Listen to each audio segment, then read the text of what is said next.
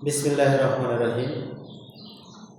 আজকে আমরা পর্যায় সারণীর যে 118টি মৌল আছে তার মধ্যে প্রথম 20টি মৌলের খুব সহজেই শর্টকাট টেকনিকে যোজনী মনে রাখার চেষ্টা করব। আমি সেই শর্টকাট টেকনিকটি আপনাদের সাথে শেয়ার করার চেষ্টা করছি। 1 থেকে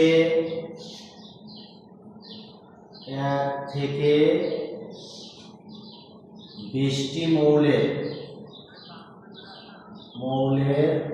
যোজনী। আমরা এই যোজনীকে যদি একজন ব্যক্তি ধরি তাহলে তার একটা টেলিফোন নাম্বার আছে। আপনারা এই টেলিফোন নাম্বারটা মনে রাখবেন। সেটি হচ্ছে 0 1 2 3 4। এটিকে যদি আমি ঘুরায় লিখি তাহলে 4 এর পরে হচ্ছে 3 2 1 0। এটাকে যদি আবার ঘুরাই তাহলে হবে 1 2 3 4। এখন আমি যদি 20টা মৌল আমি লিখি তাহলে দেখেন, প্রথমটা হচ্ছে হাইড্রোজেন, দ্বিতীয়টা হচ্ছে helium, lithium, beryllium, boron, carbon, nitrogen, oxygen, chlorine, নিয়ন।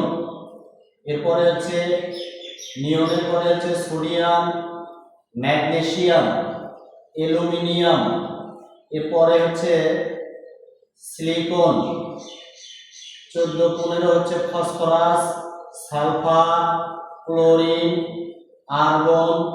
পরবর্তীতে হচ্ছে পটাশিয়াম, ক্যালসিয়াম।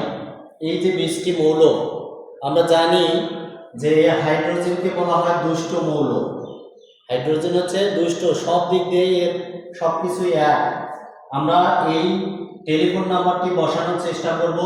হিলিয়াম থেকে আমরা শুরু করব, এই দুষ্টকে আমরা বাদ দেব। তাহলে হিলিয়ামে আমি লিখব 0 1 2 3 4।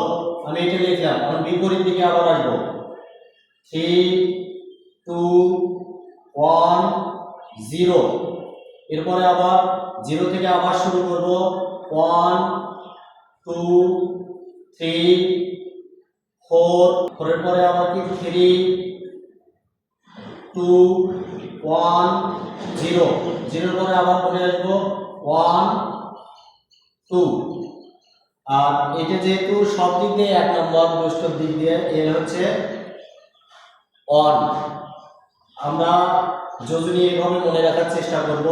দেখেন নিষ্ক্রিয় গ্যাসের যোজনী হচ্ছে 0, হিলিয়াম 0, এরপরে নিয়ন 0, এরপরে দেখেন আর্গন 0। ঠিক আছে? তাহলে এভাবে শর্টকাট নিয়মে আমরা সহজেই যোজনী মনে রাখতে পারবো। ধন্যবাদ সবাইকে।